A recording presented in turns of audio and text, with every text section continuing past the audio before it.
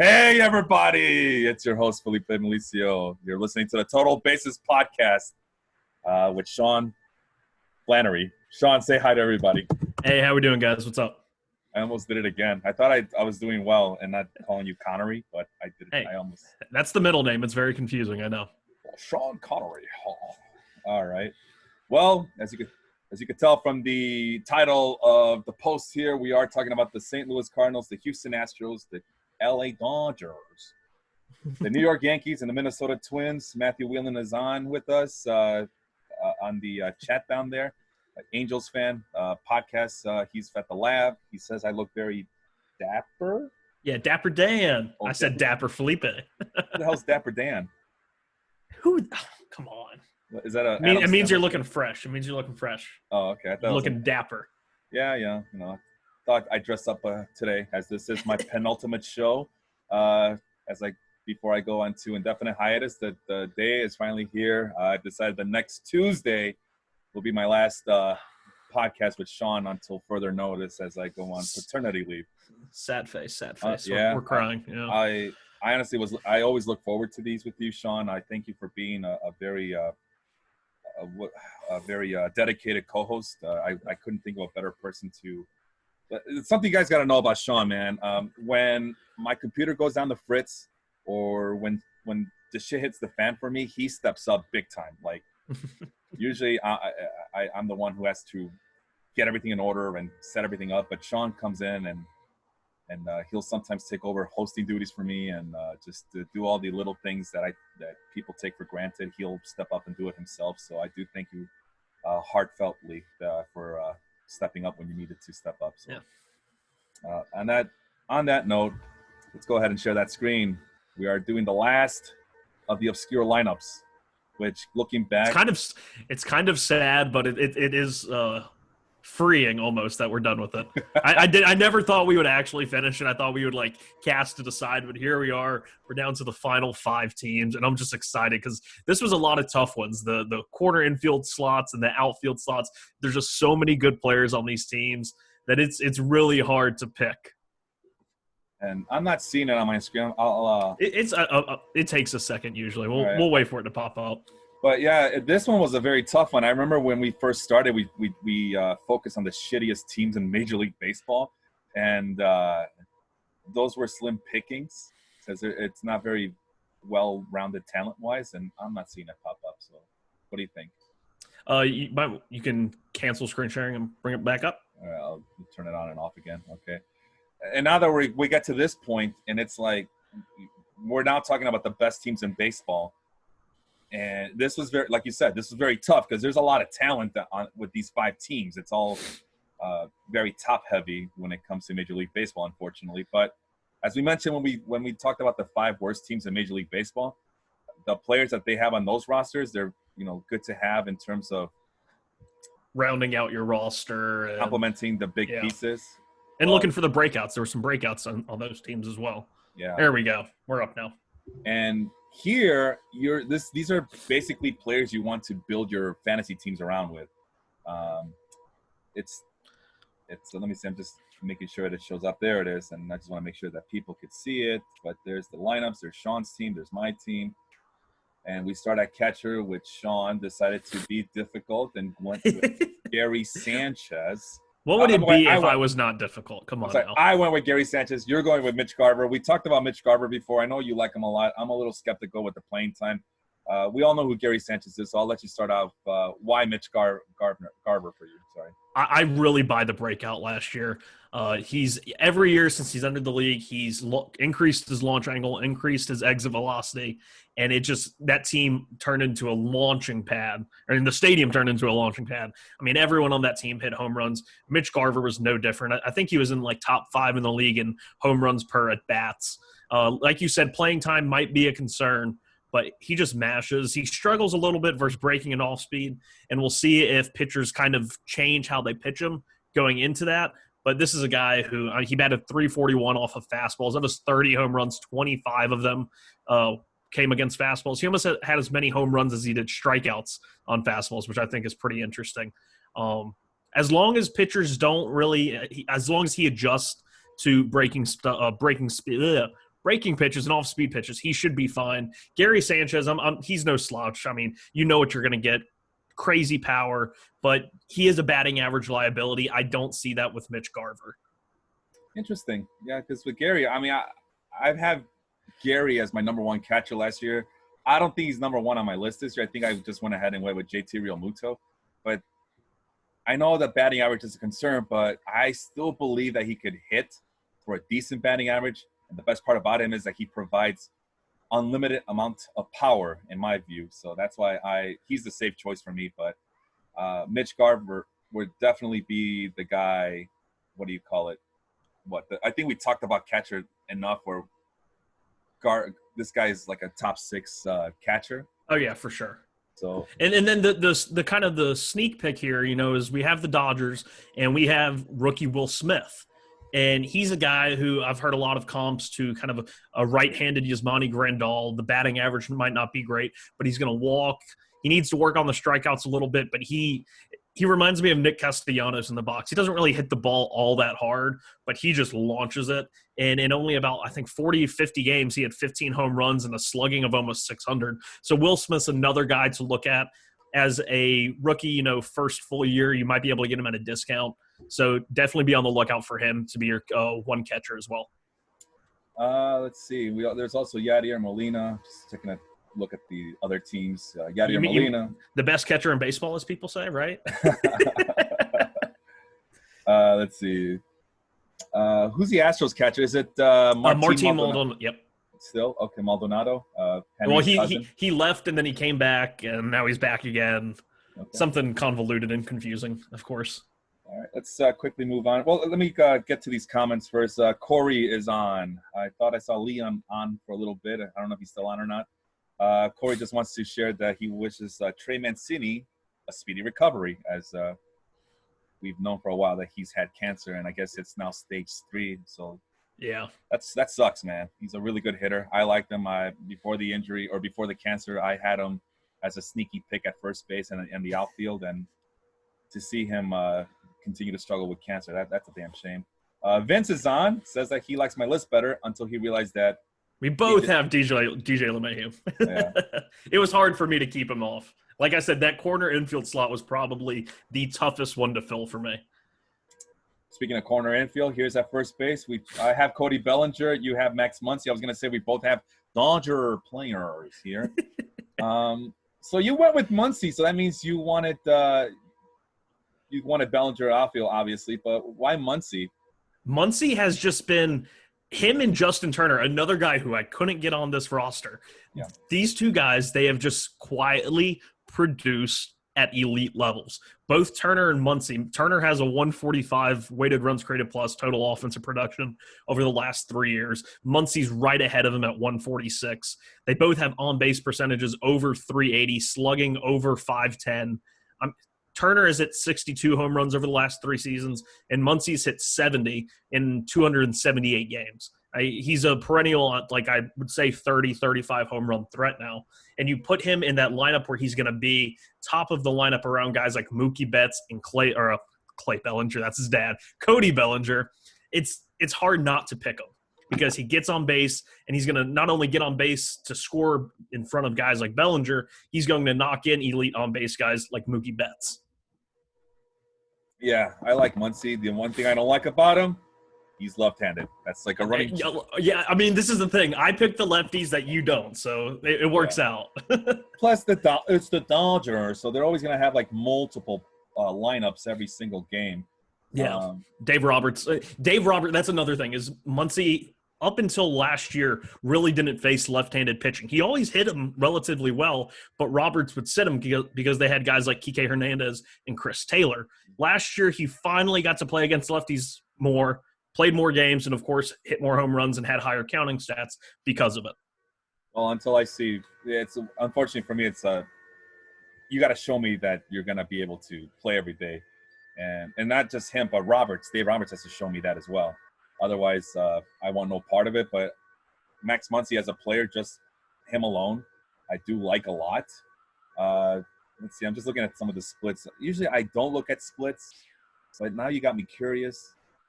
I'm trying to see if there's like, oh, it's only 2019. There is a career. Okay, so I'm gonna look at the career just out of curiosity. And yeah, he's a 260 hitter, which is against left-handed pitchers, which isn't too bad, Mm-hmm. uh, especially considering the circumstances.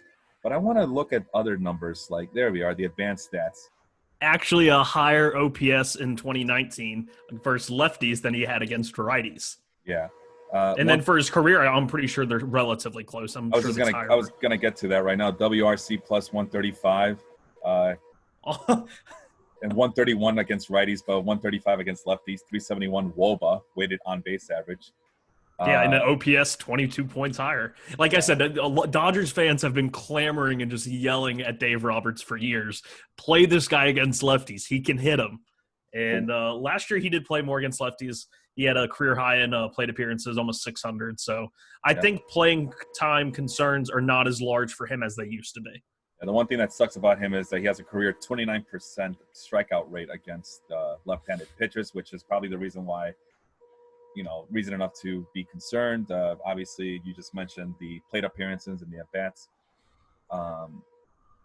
Yeah, it's a lot higher career-wise, but I think you mentioned that last year was probably the most playing time he's had, right? Yeah, for sure. Anyway, so that's that. I'm still concerned, but I don't blame you for going for Max Muncy in this regard. Moving on to second base, you already know how much I like Gleyber Torres. You picked Jose Altuve. Why?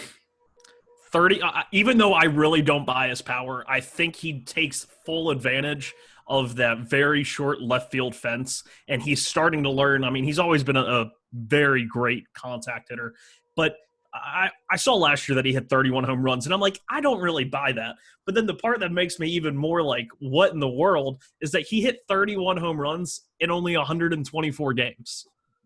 So, like, even if he played an additional 20, he was probably pushing 40 home runs. And I think he does a little bit of everything. He's going to carry your batting average. He doesn't strike out if you're in a points league. He walks at a good clip. He doesn't steal the bases like he used to, so he's not really a first or second round pick. But I don't see, and you're probably going to get him at a discount after the whole scandal. We've talked about that in prior episodes. I just really think that he does everything. And at second base, if I can get a little bit of everything with potential for 30 home runs, I'm going to take it, and I'm going to run with it. Well, I think you know why I picked Gleyber Torres over Jose Altuve. You have him. Well, he's on one of the teams, I know. Well, it's because he's not just that, but he's only 23 years old, right? So that's my reason. Only 23. Is that you who always brings that up? Because it's the Joe Buck. Yeah, Joe Buck all during the postseason. He's 22 years old. Well, he's only 23 years old. This kid is a stud. Okay, well. And Altuve's, what are we going to do without your radio impressions and talk show impressions? We're going to miss them. Really bad Joe Buck. I don't have a really good Joe Buck, but the Vince Scully, I'm going to take advantage of it as much as I can. I don't know if people notice it, but every time I say the Dodgers, I say it like the way he would say it, kind of, sort of, maybe. So anyway, that's why. All right, let's go to shortstop. This is the first Astro on my team, Alex Bregman. As you guys will notice, unlike Sean, I do not have Jose Altuve or Carlos Correa. And by the way, anytime you see a highlighted name, it's because we have matching players, but at different positions, like right here with Alex Bregman. And when you see that it's in yellow, is that we are copacetic in that regard. Like we are matching row by row, column by column. But getting to Bregman, you have him at third base. I have him at shortstop. I actually do like Alex Bregman, but there is something that I noticed about some of his StatCast numbers, which kind of raised a little bit of a red flag for me, but he does play in a hitter's paradise down in Houston. Yeah. Plus, another guy that took advantage. His home runs, I think he had like the lowest average home run distance. But it's like when you play in that park and you can turn on the fastball like he obviously can, you don't have to hit it far to get it over that left field fence, the Crawford boxes. Right. And he takes full advantage of it. Yeah, so I can still see him take advantage of it. Plus, according to most people, they're still going to be cheating anyway, so that's always no. But he's one of the better younger players in the game. The reason I didn't go with Carlos Correa at this spot is because I don't know how he's going to recover from that back injury. From what people tell me, is that that's going to be a lingering problem. How do you see that? I definitely do see it as an issue, and I wouldn't put him here if I didn't believe that. I mean, he's still everyone like I feel like he's the oldest 25 years old in the league. Like Oh he's yeah. only 25. And I feel like if you're going to overcome an injury like a back or something like that, you're going to do it at a younger age. And even last year, he only played in 75 games. But by WOBA, weighted runs created plus basically any metric to determine offensive output, he was one of the best shortstop in all of baseball, and definitely the best shortstop in this or in these teams. He had a 143 WRC plus, a 380 WOBA, walked 11% of the time, struck out 23, 279, 358, 568 slugging, 21 home runs in 75 games. I still think the talent's there. I'm not sure if they need to move him off of shortstop. That might be something that might help the back if they put him at second or maybe third and move Bregman to short full time. I don't know. But I still think that that offensive profile, he does remind me a lot of like a younger David Wright in just the way he swings, the way he stays in the box. And you're going to get him at a discount because everyone has that question mark in their head is, oh, what's the injury going to cause? And we're looking at a already shortened season. And I look at it two ways. If you have a shortened season, you have guys that are, hurt a lot. They're going to still miss time. Or since they don't have to play as many games, they're not going to get hurt. They're going to kind of pace themselves more. And I think Correa is a guy that could do that, and I think you're going to get him for an absolute bargain, especially when you look at Gleyber Torres' ADP and, the top 2 rounds. I can't justify that. I'm not a big believer in the profile. I'll definitely take Correa way later in the draft. That's fair enough. Looking at the stats right here, Correa and Gleyber Torres are pretty much the same player, and the fact that neither steal a lot of bases. Yeah. And then Gleyber, the only difference is Gleyber Torres hits from a lot more home runs and can stay healthy. Yeah, I mean, they were about on the same home run pace last year. Mm-hmm. Torres hit 38 and 144, and Correa hit 21 and 75. Yeah, that's very surprising. For some reason, I just remember people complaining about not being healthy enough last year. And I'm looking at his stats, like, why are people he still produced? Yeah, but like I think Vince puts it down. Back and neck injuries, I fear the most, and that's my thing as well. Like, I mean, there's a lot of things to worry about in terms of injuries, but if you're talking about a back and these mysterious back spasms and whatever that. The Clayton Kershaw plane ride to Australia always gets talked about. That was the beginnings of his back issues. Yeah, it's like I don't know. It's just you gotta weigh the risks and see if it's worth it for you. It's not worth it for me. I mean, Tatis has the back issue, and he's still going like, 13, 14 ADP? Excuse me, that's Fernando Tatis you're talking about. That's the difference. So, yeah, so as you can tell, it's always like a preference that if you're willing to take a risk on Carlos Correa, go for it. I'm willing to take a risk on Fernando Tatis Jr. because, I see him in the same way I see Gleyber Torres. Yeah, especially if I can kind of handcuff both, like pick Bregman in the first or second round and then get Correa way later. And then that way I know I'm going to get at least, one of those guys and just absolutely nothing but plus value from the rest. Going to my third baseman, Josh Donaldson, who's now a Twin. Last I checked. Another guy that he's on the Twins, signed the 4-year, I believe, 19 million, 109 million. It was a weird number. The Twins just outbid the Braves. I like him at that position at third base. And the other nuance to this whole thing is make sure that every team gets represented on this list. And I believe he might be the only Twins player I have. Oh, well, there's the closer as well, which we're going to get to. But I just wanted to make sure I at least put Josh Donaldson in there to represent the Twins. And also because I slept on him last year, I'm not going to sleep on him this year. So I wanted to make sure I have him on this list at the very least. Yeah, he's an absolute stud in points leagues. Had a walk percentage over 15%, on base over 370. He's hit 78 home runs over the last 3 seasons. Injuries, are always, especially at his age, but now he goes to an American League team where he might be able to DH, especially with Cruz in the last year of his contract. Mm-hmm. It should be interesting to see how he does. He's another big-time home run hitter going to the team that led the league in home runs, I believe, last year, the Twins. Sounds right. But third base, like I said, the corner infield positions here were so tough because you have great hitters. Josh Donaldson, Justin Turner, even like Miguel Sano. I really think Miguel Sano is on that Joey Gallo track of, just insane power with insane amount of strikeouts. But a lot of guys here, I can't fault you for the Donaldson pick. He's a guy that I really wanted to fit on the roster. Go to the outfield now. We both have Aaron Judge and Mookie Betts. You already talked about Cody Bellinger. So the one difference here is George Springer. You don't have him. I have him. That's why I decided to go with Cody Bellinger as my first baseman, just so I could fit George Springer in there. It's kind of hypocritical of me because I just talked about how I'm worried about Carlos Correa's injuries. George Springer plays like a guy who is going to pay for it as he turns 30 years old, as he goes to the other side of 30 in his career.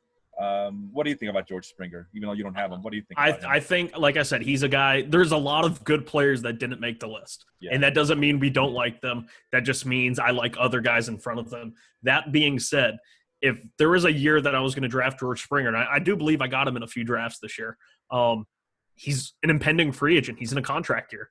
Well, that's something I think we've all forgotten is when games do start getting played, you're going to have a lot of guys that are really going to have to show out to say, hey, I'm still worth it. They're not going to have the 30 home run season to really say, hey, look at me, I'm a 30 home run hitter. Everyone's going to have to take it, in terms of averages and whatnot. But Springer's a guy, he's out there. He's going to be playing for a contract. He's done nothing but produce. He's a 5-category stud. Good player. I just can't fit him in here when I had Bellinger in the outfield. Well, you mentioned 5-category stud, and I'm just kind of randomly looking at his stats right now, and he stopped running the last few years, yeah. But in a contract year, we've seen players do stuff outside of their norms in a contract year. Yeah, it depends on the situation and everything, right? But, I don't know. Does Dusty Baker like to run? Oh, yes. Yeah, right? Yeah. He's like an old-fashioned. Yeah, he's an old-fashioned. He lets him run.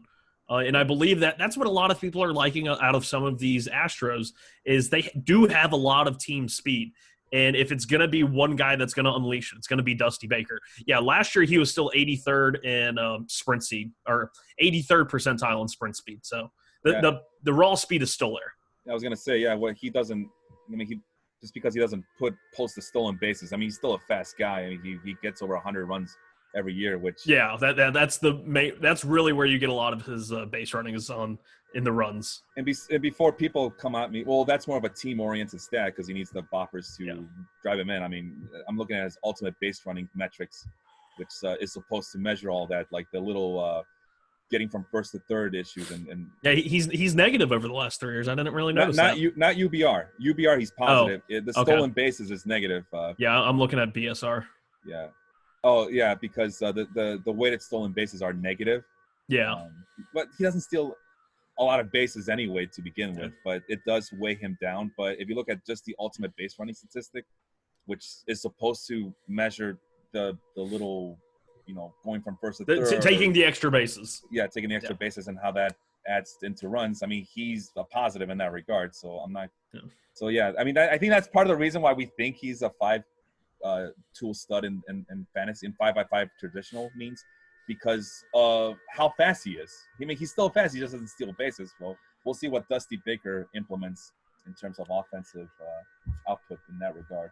Yeah, just to talk about how good these guys are. The outfielders plus our utility. I have all of those guys put into a little system right here. Mm-hmm. And the lowest WOBA among all of them is George Springer at 371, and that's still outlandishly good. He's also the worst in weighted runs created plus at 137. So everyone in this group is 37% or more better than the league average hitter. So these are all just great hitters. You should want all of them on your team. Just because we don't see them, I want to talk about them because I know how good they are and how useful they can be to your fantasy team. Now, really quick, I just want to make sure I read Vince's Dong City's Vince Mercandetti chiming in, talking about Gleyber Torres having multiple positions, that is part of the allure, too, of Gleyber Torres, is that he plays both second and short. And, first and second round, you kind of want that as well. Versatility, yeah. The versatility is very important. He's healthy. Oh, wait, sorry, not that he's healthy, but health in multiple position is a significantly higher desire, but in most leagues, Gleyber will go too early anyway, like top 18. And that's another thing with Gleyber Torres you got to account for is the Yankee factor. Yankee fans are always going to go after Yankee players, and there's a lot more Yankee fans than any other fans out there in terms of fan bases. So, yeah, you got to kind of reach for him in the first or second round, don't you? And after such a breakout year, I mean, this is the time that everyone's going to be going after him. And like I said, Torres is a solid player. He plays in a great ballpark for what he does, a great lineup that he's going to get you your runs and RBIs, no doubt, and even the home runs. The home runs I do expect to come down, but those runs and RBIs, he's still probably going to be 100-plus in each just because of that lineup, that division, and that ballpark. Granted, Bob Nightingale released that there might be slightly new divisions, but as long he's still going to be able to play in ballparks like Yankee Stadium, Camden, and Fenway, all three parks that he's just absolutely mashed in. So not too much of a strain on him there if that does happen. Let's move on to my corner infielder, which is Paul Goldschmidt. Well, first and foremost, again, I wanted to make sure that all the teams were represented in this one. But he still hit – I mean, he kind of turned around his second half last year from what I remember. Yeah, he had a terrible, first 2 months. It was just brutal. And then he kicked it into gear. So he's going to be entering his age 32 season. He's durable, despite the fact that he is getting older, and he is a late bloomer, relatively speaking. But he still mashed 34 home runs last year. Stolen bases, I guess it's safe to say it's bye. You know, he's no longer that the steal at first base because he steals bases. Those days are long gone, I believe. But he still hit well enough to kind of make sure I put him in there at my corner infield position to see if that second half is the real Paul Goldschmidt. You know, I figure I might as well put him in there. I think this was kind of like his floor. I think, in the first year of a big extension, he signed either at the beginning of the year or halfway through. I can't remember. I know he signed that extension, I believe. Yeah, 5 years, $130 million. It's tough for a lot of guys in that first contract year trying to live up to it, trying to do probably too much. And he's another guy I really wanted to put on here, especially after the Cardinals were supposed to be last week, and I really wanted him on that list last week. But out of all the corner infield guys I was looking at over the last 3 years on these teams, he's the only corner infielder to have 300-plus runs and 300-plus RBIs in the last 3 seasons total. Everybody else is 200 maybe for each. He's the only guy. He's 309 runs and 300 RBIs. And he still stole 3 bases last year, which at first base is a plus. I mean, you're not really expecting anything out of a first baseman with stolen bases. And sometimes those margins on stolen bases can be really close between teams, especially in roto leagues. For those watching on Facebook Live, I switched spreadsheets. I went over to my rankings for this year, which includes 2019 StatCast data. And, I just wanted to make sure Paul Goldschmidt did hit exit velocity of 90 miles an hour last year, over 90 miles an hour last year. So I wanted to make sure that was – yeah, the bat speed and stuff was still there. It was just a funky season for him. I just wanted to make sure that was the reason that I put him in there. Also, hard hit rate over 40% as well. Yeah. So it's not a lost cause with Paulie. Just Paulie. He's not Paul Commercial. With Goldie. Goldie. There we go. Yeah. I got to make sure my nicknames are straight. The other slight concern I have about him is that I guess I just want to make sure I have this right. Yes, the walk rate has been dropping, but still have the strikeouts. Then again, everybody's striking out. So all we care about in fantasy is he producing? Is he putting up the numbers? Is he putting up the 30-plus? And he's going to be in the middle of a lineup on a contending team. Yeah. I mean, yeah. So that's all that matters. We have a DJ LeMahieu sighting. We were not going to forget about him. I love DJ LeMahieu. Multiple position versatility. We were just talking about it, and I really wanted to bring him up, and I said, we'll just wait until we get to my corner infield. I have a middle infield. You have a corner infield. He plays everywhere on the infield, so it works perfectly. That's the joys of having having this lineup set up is that you can add a DJ LeMahieu and eventually into your lineup. Go ahead. Yeah. And last year, I mean, he won the batting title in Colorado. He comes to Yankee Stadium, and a lot of people expected an increase in power, but it's not like he changed how he hits. He doesn't change how hard he hits the ball. It's always still line drive, line drive, line drive. But going from Colorado, where the outfield is huge, and which led to him winning a batting title. I think he batted like 336 that year, something crazy. And 348. It was they started playing 4-man outfields against him because they knew he was going to hit it to the opposite field in the air. I mean, and last year, it's like you think go to Yankee Stadium, he's going to hit for more power, but not always because he's a right-handed hitter. But with the way he hits the ball, he hits line drives to right center field and right field, which at Yankee Stadium is a godsend. It's low fence unlike Colorado. He hits the ball hard. He's like in the 90th percentile or better in exit velocity, hard hit rate. He just hits the ball hard. Points league mega god because he doesn't strike out. Contending for a batting title, which when we get to my middle infielder, I think that's my batting title champ right there.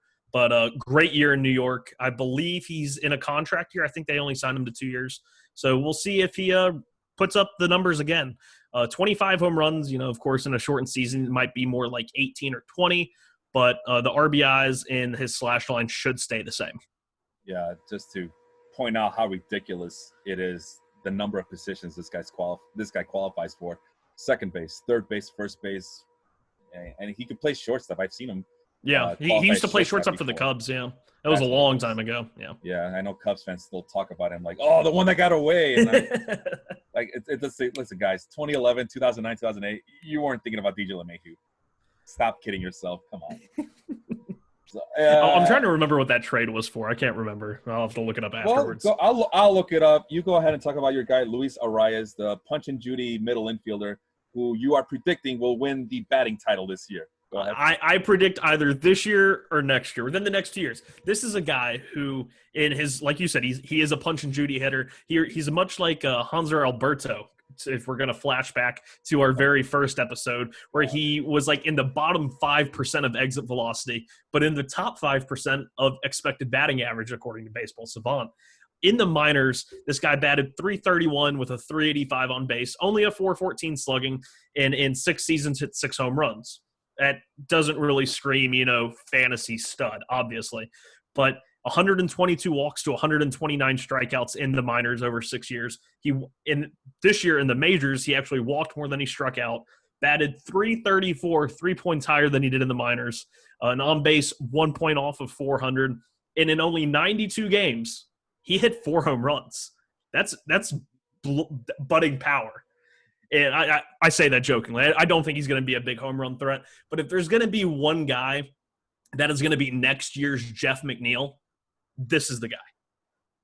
He hits. And I remember the Mets had a series against Luis Arias, and he came off the bench. And he's not a very good fielder. Right now, they have him plugged in at second base, and he's probably going to hit in the bottom part of the lineup. But even in the bottom part of the lineup, he's sandwiched by Josh Donaldson and Miguel Sano.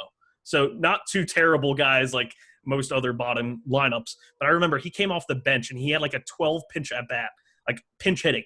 And it's like this guy he doesn't swing at pitches outside the strike zone. And if a pitcher gives him a good pitch, like on the corner, he just fouls it off. And then he finally gets a pitch in the strike zone, and he punches it to left field, or he hits it up the middle, or he pulls it in the gap if there's a runner on first. He's just the barrel awareness on this guy. I think he's going to be – he actually has the highest batting average over the last 3 years. I mean, and it's not even relatively close. The next closest guy is Howie Kendrick at .325. Arias is at .334, so almost 10-point difference there. I think everyone is sleeping on him. He could – I don't want to say win you a league, but he's going to be a big part of some winning team's league or some winning team's roster. Yeah, qualifies at second base and left field or outfield if you only play outfield leagues. Just wanted to check something. Now I can't remember what I wanted to check on Arias. But, doesn't strike out a lot, doesn't walk out a lot either, but he makes up for it with massive amounts of contact, I predict. Let me double-check his plate discipline numbers. Yeah, 93.3% contact rate, which at this point – it's like David Fletcher, Juan Pierre levels of contact. Yeah, I was going to say, if not anything above 90 at this point, first of all, it's a miracle because contact rates are dropping. Well, last I checked, they were dropping. I don't know if they dropped last year. Okay. 2.8 swinging strike. Now, that I know that's a very low number. So That's Williams Astudillo, his teammate low. Yeah, the Twins have a certain way of bringing up their players. They have a certain player in mind. I think we talked about that a long time ago in this podcast too, that the Twins they usually have a pitching model in mind when they bring up their pitchers, and I think they have something in mind when they bring up their pesky hitters. Yeah. The DJ LeMahieu trade. The Cubs, first of all, December 8th, 2011. So this is in time for the 2012 season. So not non-tendered, or was he traded? The Cubs traded Tyler Okay. Colvin and infielder DJ LeMahieu to the Colorado Rockies for Ian Stewart and Casey Weathers. I don't know if you saw me, but I was giggling to myself when I saw that name, Ian Stewart. Ian Stewart, I remember him. What was he, like, catcher, third base? Did he ever play any catcher, third base? Okay. I don't remember catcher, but third base for sure. I remember I used to love Ian Stewart. Yeah, I remember he had some potential coming up. Lots of potential, and I think DJ LeMahieu was an afterthought, and Tyler Colvin was just a scrub who looked good by comparison because all scrubs look good with the Cubs. What was it? Matt Merton, Brian LaHair. Come on, you guys. Yeah, Brian LaHair. I saw him play in person his last year in Chicago, and it was like, I think the wind chill was 19 degrees in an April game against the Reds, and the Reds were terrible too. Like outfielders couldn't catch balls. It was a rough game. Tyler Colvin was also 26 years old, but I think his career was on the downswing, even though, let's see. Listen to this. This is from ESPN. I'll tell you who the writer is when I get back up. Oh, it's Bruce Levine. Okay. Colvin, 26, has been of interest to the Rockies. As Colorado scouts feel he is closer to the player who hit 20 home runs and 350 at-bats during the 2010 season, as opposed to the one who hit 150 with 6 home runs last season. I don't even remember Tyler Colvin. I'm looking at his page now. That's not a guy that I really remember even being in the league. No, I remember him because Cub fans, we latch on to any prospect that comes up through a minor league system and can. Hey, he had that great year for Colorado for 1 year. Batted .290, .530 slugging, and then just completely dropped off. That's what we're talking about. That's why I'm like, Cub fans, calm the frick down about this trade. And I haven't even brought up DJ LeMahieu yet, but yeah. LeMahieu, drafted by the Cubs in the second round in 2009. He hit .250 with 0 home runs and 4 RBI in 37 games last season.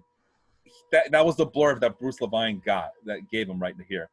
So nobody cared about DJ LeMahieu for the Cubs stats. I think Cubs fans would tell you that they were pretty much, I think they were more heartbroken about Tyler Colvin getting traded than they were about DJ LeMahieu, who is now treated as an afterthought in this trade. So, I mean, he's definitely, especially in today's day and age of where it's, lift the ball and pull it.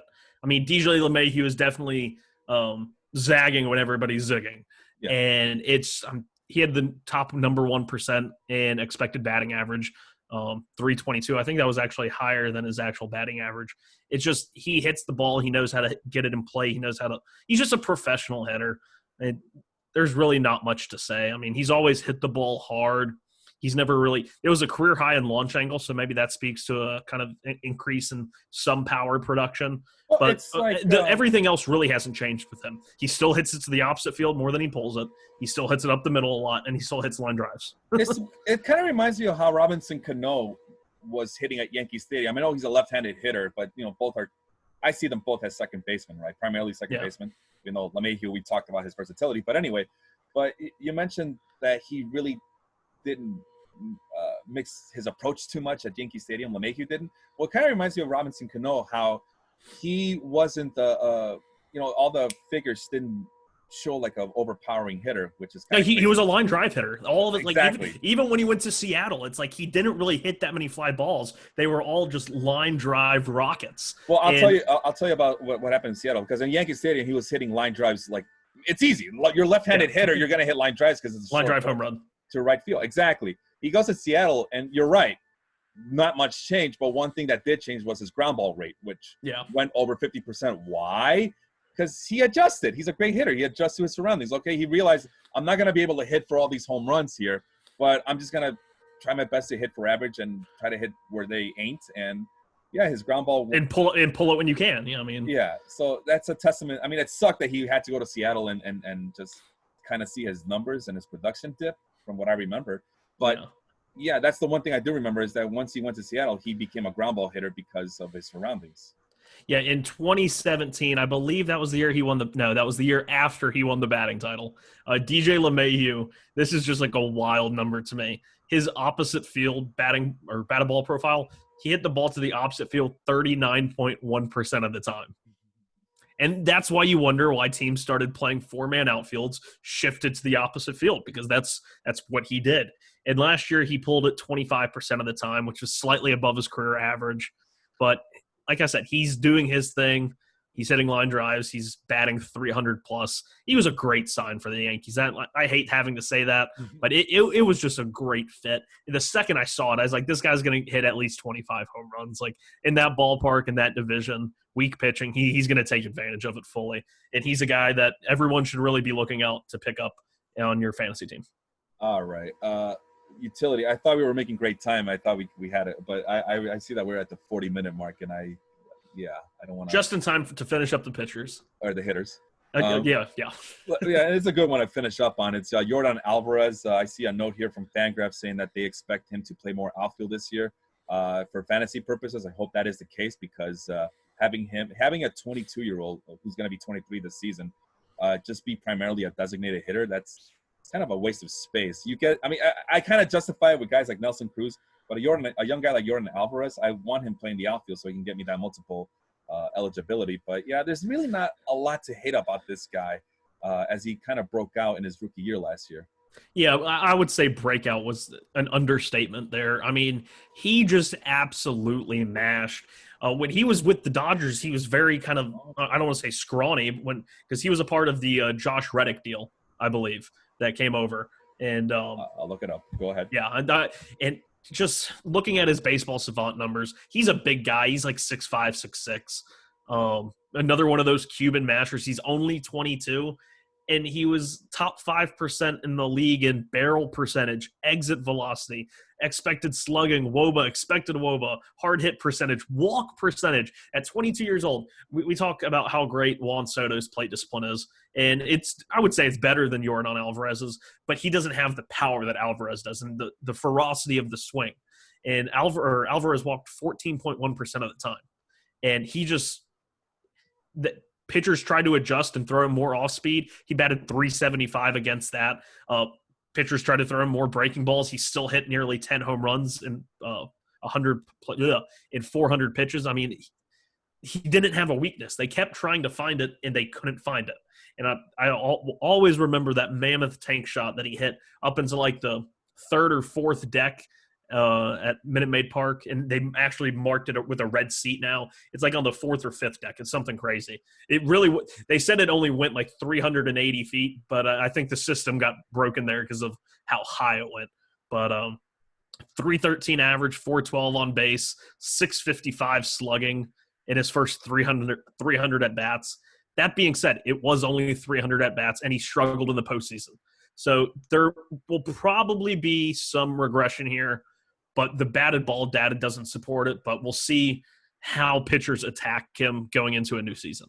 All right, so from the LA Times, you're going to love this title from the LA Times. How the Houston Astros snapped slugger Yordan Alvarez from the Dodgers. And that pretty much is the template that they use for everything. They blamed Houston for all their problems, right? Okay, let's see here. What do we got? He was like like him and Willie Calhoun were like both kind of discarded by the Dodgers. Like they're just kind of like, yeah, get out of here. Okay. Unfortunately, this is like a real story, and I just want the bare bones. I just wanted to read that title. How the Dodgers lost out on Yordan Alvarez. It was the Josh Fields trade. The relief pitcher Josh Fields, not Josh Reddick. My apologies. Yeah, I did see that name, but I wanted to see what else was involved. But anyway, we talked long enough about the Astros and Dodgers and whatever. Let's move on to the pitchers. Let me make sure I got this up and running here. Yeah. We have 4 starting pitchers who match up perfectly in Garrett Cole, Justin Verlander, Jack Flaherty, Walker Buehler. I don't know. Is there anything to say about these guys? I mean, everybody should know who these guys are. Yeah, Garrett Cole obviously had one of the greatest 2-year stretches we've seen in a while. Going to Yankee Stadium, going to the American League East, I worry about any pitcher that has to transfer into the American League East. He has the stuff. He's going to miss bats, but he's someone who has always, had a propensity to give up home runs. And I feel like that division can sometimes put a magnifying glass on that issue. but he's still going to get the strikeouts. I wouldn't expect a 2.5 ERA. He's still going to have the crazy low whip, crazy high strikeouts, but I would expect a normalized ERA just going into that division. But yeah, the hard hit rate was all they're still above average, but they're closer to league average in terms of exit velocity and hard hit percentage. But still, obviously, probably the best pitcher in the American League, if not seconded by his former teammate Verlander, who made both of our lists. But definitely still draft him. I'd be a little worried, though, about the change of ballparks, for sure. Yeah, and then you just mentioned Verlander. I mean, unless there's an injury update, I really don't want to talk about him because – what was his injury right before? Was it oblique? I forget. It's been such a long time ago. Yeah. It feels like a lifetime ago that spring training was halted, and I'm shocked. Well, Jack Flaherty is probably a guy that not a lot of people know of, but I mean he's still a top tier, top 20, top 25 starting pitcher coming into this season. It was a groin? No, it wasn't a groin, was it? It says groin here. It might have been. I really don't remember. Oh well, I honestly thought it was something much more serious than that. Yeah, I thought he had to have surgery. I don't know. Ooh, well, I mean, if it's just the groin, it's already been what? We're already in late April. He should be recovered, unless like you said, there's a surgery involved. But at any rate, Jack Flaherty, Walker Buehler. I like Walker Buehler a lot. Young Dodgers pitcher, who's I still believe in him. I know people are kind of wary about him and his development, but I still believe in Walker Buehler to become the absolute, unquestioned ace of that Dodgers staff. I would argue that my number 5 is going to push him. The guy who was even more heralded than Walker Buehler coming up and has had his career, somewhat sidelined by injuries. Julio Urias. He's still only, I think, I was just looking, 23 years old. But it's like when he originally came up, he was 19 or 20. Yeah. He dealt with a couple of injuries. And if you look, I just wish everyone could go look at his Baseball Savant page right now because it is nothing but red. And he played a bit of a swingman role last year, appeared in 37 games, started 8, recorded 4 saves. He was kind of the Swiss Army man for the Dodgers last year, but elite level spin rate, and was in the 100th percentile of hard hit percentage against. He was, I think, number 1 or number 2. I think there were only 2 guys that were that low. And I really think he's about to break out. I think he has a starting slot finally solidified. I think he's going into the season as their number 3 or 4, with Alex Wood rounding out at the back of the rotation. But I think Julio Urias is being slept on because of the emergence of Walker Buehler.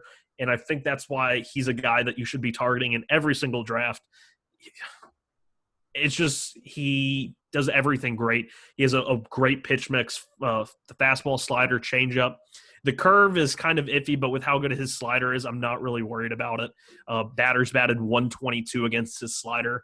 It's just a wipeout pitch. And batters really struggle against the fastball because of how much spin he has on it, 94th percentile, and they whiffed on nearly 30% of his fastballs. Kind of reminds me of the Verlander with the pitch mix. He doesn't have the curve Verlander had, but I think he could really, kind of become that next level pitcher. Here's the issues I have with Julio Urias. I mean, he's had injury problems before. That's number 1. Number 2, he plays for the Dodgers, which same reason I gave you for Max Muncy. It's hard to trust that team. Yeah, he's listed as as a back-end starter for now, but you know that Dave Roberts is already thinking of how he can utilize him out of the bullpen. So, I mean, I love the kid. I mean, yeah, he's still only 23 years old. Will be 24 by August, middle August. Yeah, all the stuff that you mentioned is the reason why people fell in love with him as a prospect darling just a few years ago. But if he's not getting the opportunities, I'm kind of wary of taking that chance. I know you just said he should be on everybody you should be targeting him, but Felipe's perspective, I need a little bit more. What's that word I'm looking for? Just knowing that he will be getting that a vote of confidence. He needs a vote of confidence. That he's going to get the ball every 5 starts is what I'm trying to say. And you see, that's my thing is he's still 2 years younger than Walker Buehler. And it wasn't that long ago. I mean, it's like one of those things that when prospects come up and they're like number 1, number 2, number 3 in all of baseball, and then they're suddenly not prospects anymore, and they lose that sheen, I guess. It's like Yerkes Profar, Byron Buxton, both guys who are, top of the prospects boards, just like Urias was. But now that they're not really they're not considered that, they're still very useful players. And I just think Urias is going to be one of those guys that the Dodgers might try and lock up, give him the Acuna level contract. Like I said, he's 23 years old. I think he's still under team control for about 3 or 4 more years. But I could see that would be a really smart play for both of them, knowing his injury history, but also knowing his potential, which is probably why he would accept it because of, prior injuries. But I think that's their future ace. I really do like Walker Buehler. I really do. I think he's a little hyped right now. I think you're buying high on him, and I don't like doing that with pitchers anytime. I don't like buying high. And Julio Urias is the perfect buy low guy. I think he's gonna get more like, if he's gonna get an extension, it'll be more the Ozzy Albies route. Yeah. No, I'm not saying like the money of Acuna, but like a 5-year, 6-year, $60 million, $70 million. Yeah, I could see that. I gotcha. I went with James Paxton just because he's on the right team. And you got mad at me saying Urias couldn't stay healthy. No, I know. I know I still have my little note here from look at that. Out until April 25th, hoping to return by early May. That was 3 days ago, right? No, it's February 23rd. Oh, it said out until April 25th. My bad. I'm sorry. The note is from February 23rd. Yeah, he's out until April 25th. Well, we're past that point. We're past it. So we don't know when the season starts, but when the season starts, he has no excuse, right? He has to be healthy.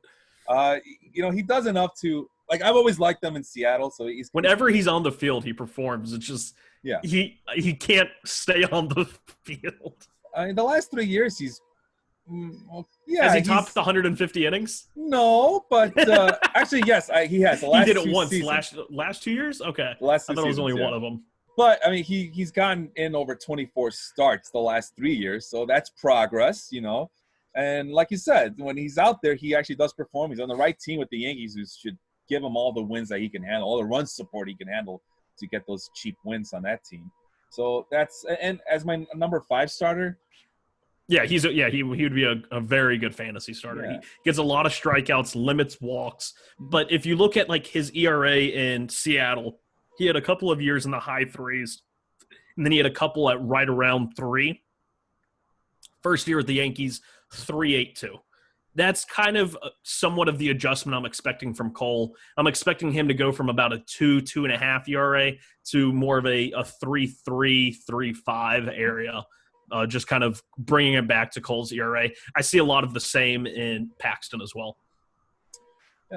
Listen, man, as long as the whip stays below 130, I'm good with that. It's like from the number 5 starter, that's all you can really hope for anyway. Yeah. And Paxton, even though he's injured a lot, he's pretty much a safe, ironically speaking, by the way, a safe bet as your mid-rotation pitcher in fantasy leagues, let alone on a real team. So that's especially in points with all of his strikeouts. Yeah. No, case in point, he was my fantasy keeper in my points league for a long time, just for all the reasons you just mentioned right there. Yeah. And unfortunately, it didn't work out for me. So, yeah, imagine you're in a keeper league, right? And your two foundation pitchers, starting pitchers, are James Paxton and Carlos Martinez. This was just a few years ago for me. So Carlos Martinez, ouch. Yeah.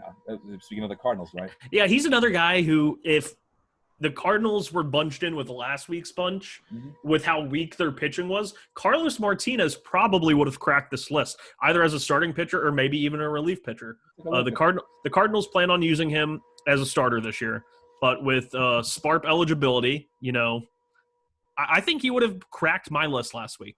I'm not sure, but I think he would have. I'm going to take a look at that really quick. It's going to move some things around. Let's unfreeze these and hopefully I don't confuse people. This is last week's list, I believe. Yeah, this is last week's list. And the pitchers are right there. Aaron Nola, Brandon Woodruff, Zach Wheeler. Would you have picked Carlos Martinez over Max Fried or Adrian Hauser? Probably over Adrian Hauser. Okay. I mean, Yeah, like I said, he would have pushed my list. He probably would have appeared as a relief pitcher, if anything, especially in a points league where that SPARP eligibility, if you can get starting pitcher points out of a relief pitcher slot, that is just a win-win. And his thing has just always been almost like a headspace maturity thing with Martinez. That's yeah, coming from their own organization, too. Uh, he has all the talent in the world. He throws hard, has a nice sinker. It's just getting him, one, healthy, and two, getting him to focus. Like that's always what they've said is like he has a hard time focusing on the mound, off the mound. He just trying to take it seriously. But he's not a guy that if he's your back end starter in a 12-team league, that's not terrible. Even better if you have him in a relief pitcher slot. yeah. Speaking of relief pitchers, we're stretch run right here. Clean sweep for all of us. I mean, everybody should know who Aroldis Chapman is. Everybody should know who Bobby Bear is, Roberto Osuna. The one guy we should probably talk about in focus here is Giovanni Gallegos, who is with the Cardinals. Supposedly, he's going to be the closer now that C-Mart, Carlos Martinez, is with the is in the rotation. I'm pretty sure that's the same way you see it too, that he's going to be the closer, right? Yeah, and he kind of took over the role last year. They were very much a closer by committee for a good bit last year. I know. I think John Brebbia picked up some. John Gant might have even had a few, one of their long man guys. And his Gallegos kind of jumped out. His slider is just absolutely wicked. He had a whiff percentage of 50%. They batted 123 against it. And like whenever a good reliever has a very good pitch, he threw it a lot. He only throws the four-seamer and the slider. He threw 7 changeups, but that almost seems like accidents. But threw the slider 44% of the time, fastball 55. He elevates the fastball well. He doesn't have great velocity on the fastball. It's actually only he averaged 93.7, which isn't terrible, but when you're looking at the likes of Aroldis Chapman, it is slightly underwhelming. But he counters that by having really good spin rate, 85th percentile, and a 24-28 spin rate. So very, very good. You love to see it. And actually had 23% whiffs on the fastball as well. That comes from having good spin and properly elevating the fastball.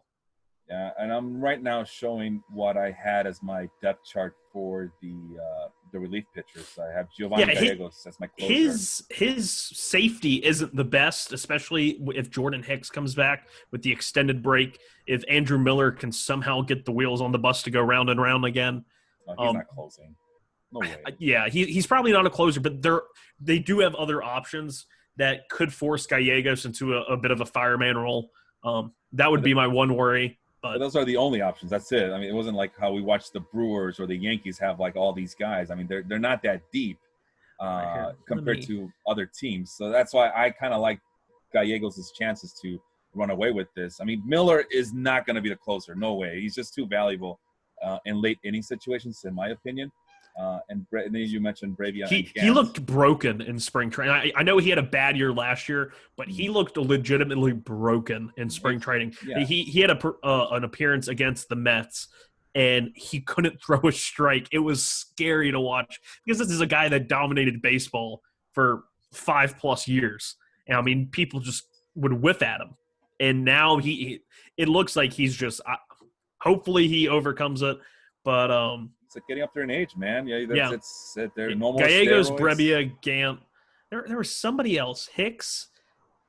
Junior Fernandez was a minor leaguer that came up last year and just has a wicked sinker, changeup, slider mix. Actually, throws all 3. His end of the year ERA got kind of skewed. He only had about 13 or 14 innings, and then like his last appearance against the Diamondbacks, he gave up like 5 runs. But he's a guy who has the pitch mix. The Cardinals do view him very highly. If you're in a dynasty league, I would definitely recommend going after Junior Fernandez. Really quick, Miller will be 35 by May 21st or after May 21st. He's been in the league since 2006. Starting pitcher converted, yeah. I mean, they had to. He wasn't panning out. He's a former first-round pick, and he made himself a nice little career being a reliever. But time catches up with everybody. No more steroids, no more HGH. These players cannot – no more amphetamines. So, yeah, this is the results. It's a young man's league now. Yep. Taylor Rogers. Let me go back to that list. Taylor Rogers is the last guy that we're going to talk about here. I had a hard time picking amongst those Twins relievers because I loaded. literally think it could be 3 different guys. They are definitely loaded here.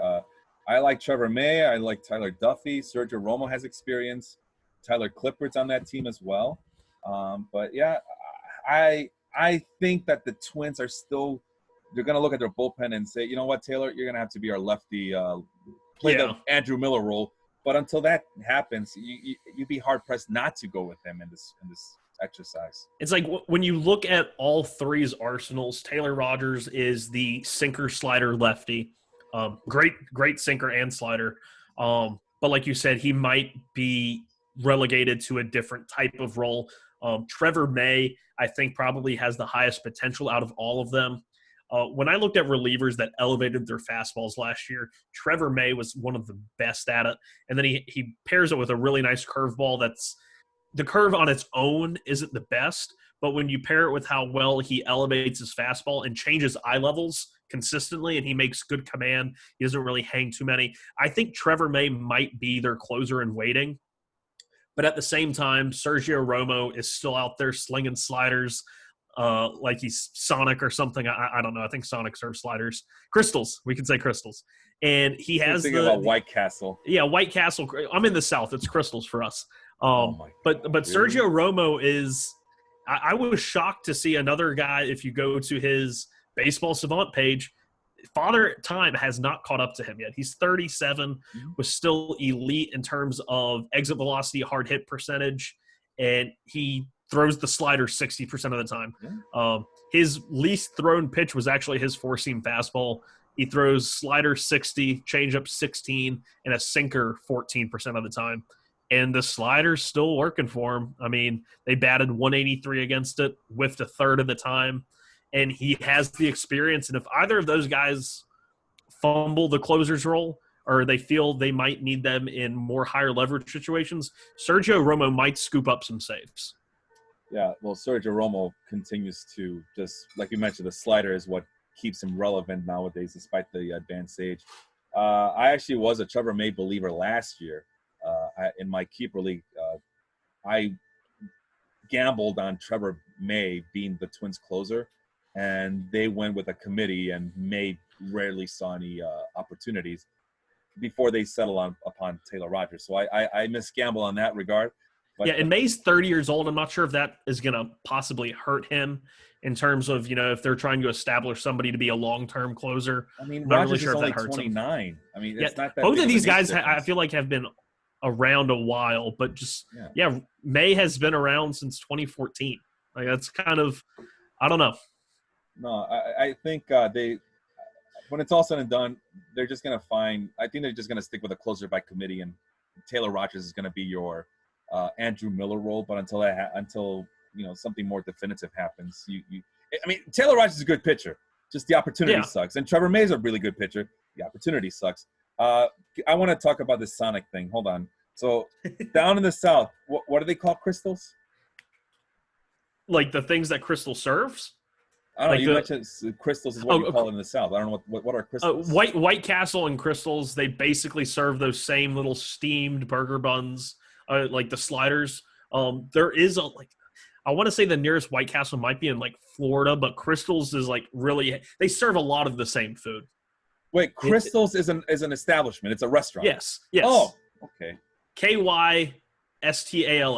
And they actually call their little White Castle sliders crystals. So interesting. Makes it a little confusing. Yeah, they're like the Southern White Castle. They're really good. And before the whole pandemic, they used to be open 24 hours, and they're right down the road from my apartment. So I would go there at 2, 3 in the morning when I couldn't sleep, or I was just watching movies, and I'd get a couple of sliders. Oh, it makes you feel terrible afterwards, but it's it's great when you have it in the moment. I was gonna say that because you mentioned crystals, I was gonna correct you and say no. Sonic has the Chaos Emeralds. Oh, I'm talking about the food, Sonic. They just started serving sliders, which isn't terrible because we're going to turn this into an episode of The Lab, I guess. Yeah. But Sonic has pretty good. They just started. They're called slingers. I guess they're trying to make a new thing. Hey, slinging sliders, I used that earlier. Like Sergio Romo. Wrap it up. We have a little bit time. Let's see if we can spend some time on maybe some guys that were not mentioned. That we didn't talk about? Yeah. Because there's a lot of good guys that we didn't really get to talk about. Miguel Sano is one of them. I see you kind of have him highlighted. Giancarlo Stanton is someone I was trying to fit in, and I just couldn't fit him in. I mean, like I said, I like buying low, and Stanton's definitely a guy you're going to be able to buy low on this year. And the skills are still there, in my opinion. Henry, it's just health. I was going to say Henry, who was hosting for you that one week, was bragging about how he was able to get him in the 7th or 9th round or something like that. Oh, that's really good value. Yeah, although I think I could have sworn he said that you were giving him shit about it, so I don't know who to believe. Oh, no. I like Stanton. Actually, granted, Sano in 2019 was in the 100th percentile of exit velocity and barrel percentage. Jesus. And I have a story from when he was in the minor leagues with their AA team is in the Southern League, which I worked at last year. And they said that Miguel Sano came to Montgomery, and their scoreboard, they had like this fixture in left field above the scoreboard. It had the biscuit or the M on it, I can't remember. And they said he came in there and hit a ball. I mean, this sign had to be like 50 feet, 60 feet up in the air, something crazy. And he hit it an additional 20 feet over that and into the river, which had to be at least 100-something feet, 150 feet outside the stadium. And I was like, looking at him, 6'4", he's probably more than his listed 272. He's a big guy. It's like when he swings, it's just crazy levels of power. Also on this list is Nelson Cruz, who we did not talk about. I remember my wife and I had a discussion about Nelson Cruz. She's kind of questioning how real he is in terms of the production. I'm kind of shocked that he's still 40 years old and is still banging. But yeah, as long as he has at bats, I mean, he's going to be solid. He was 99. Look at his baseball savant page and exit velocity, top 1%, top 1%, top 1%. He has been in the top 1% of exit velocity 5 years in a row. That's insane. Yep. That's his age 34, 35, 36, 37, and 38, 39 seasons. That's wild. Oh, man, but yeah, and that's the thing is he's also playing for a contract. This is the last year. He could retire, but if you're performing like this, why would you retire? Especially if there's going to be a team that's going to give him a contract. I don't think it'll be the Twins since they have so many prospects coming up that could fill that very easily, or Josh Donaldson could fill it. But another bopper that is playing for a contract. We mentioned George Springer's he's still fast. He's just not stolen base fast. Yeah, he's a top 10 in sprint speed on this list of the 5 teams we're talking about. Missing in action was also Gavin Lux, who I always keep an eye on him. I really like his potential, but he did not make any of our teams. I was talking to Sullivan about this, and he's like, oh, yeah, got to think about Lux. And both him and Will Smith, who he did mention a little bit, they are penciled in for that 7 and 8 slot in the Dodgers lineup, which, is still a very deep lineup, but it's anchored by 2 rookies down there. So you have to wonder what their counting stats might look like. But, yeah, Gavin Lux, top prospect according to some places wherever you get your prospect information. I still think he's much like Corey Seager. I don't think there's going to be a huge difference in production. Some people think Lux is a higher batting average guy. I think he's more 280, 290, which is still great, but not like the 330 some people expect him to be. You mentioned Byron Buxton. He's right there at the top of the list in sprint speed. Tyler O'Neill. People forget how fast he is as well. The Cardinals have a lot of outfielders that they don't know what to do with right now. Yeah. O'Neill, Bader, yeah. Dylan Carlson, top prospect. Dexter Fowler still on the roster. So they're definitely got to fit some of these guys in somewhere. Let's see. Anybody else we're missing? But I don't want to talk about Alex Avila. We all know Kyle Tucker. I'm a big Kyle Tucker fan. There he is. And hopefully with a new manager. Apparently AJ Hinch was not a huge fan of Kyle Tucker. I'm not sure if it was his personality or whatever. I don't have the inside knowledge of that. But with Dusty Baker, new manager, he might be able to win an inside track. No. Dusty Baker plays old people, I know. Yeah, he's not the friendliest guy to young players, I can tell you that much. So but there's always exceptions to the rules. I mean, and the potential is there. You have him pinged at a 92 exit velocity last year. He hit the ball very well, and he has the five tools. He's not the greatest defender. He's pretty fast. It doesn't really show in the field. I know they're playing him a little bit at first base, so they don't really know where he's going to play. But definitely next year when George Springer leaves in free agency, which I believe he will, then he will have an everyday spot, especially I think Reddick is leaving last year of his contract as well. So Kyle Tucker might have to wait one more year, but if he doesn't, if there's an injury, he's definitely going to be the first to step up, and he was one of those top 5 prospects that can't miss. I heard a knock on the door, so that must mean that my wife's needing me for something. But quickly, Josh James is another guy that I really like. We didn't get a chance to mention him. Kenta Maeda. From the best fastballs in baseball, Josh James. Yeah, Kenta Maeda might be relieving before he finishes the season as a starter. That's at least one person's take. I forgot whose. But they are saying that he might end up a reliever in Minnesota when it's all said and done. But Maeda's a good one. We talked about Carlos Martinez. Dakota Hudson, do you like him a lot or not? I think he is going to regress a lot, but I also don't think it's going to be as much as a lot of people. A lot of people are just avoiding him altogether because he had a really high expected batting average or a crazy low BABIP for how much the ball went in play. But if you see that launch angle against 3 degrees, he's a sinker baller. He throws the sinker.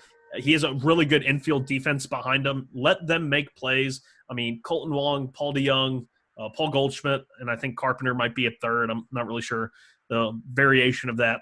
But he's going to regress, but I still think he's going to be a solid I think he's more of a roto league pitcher.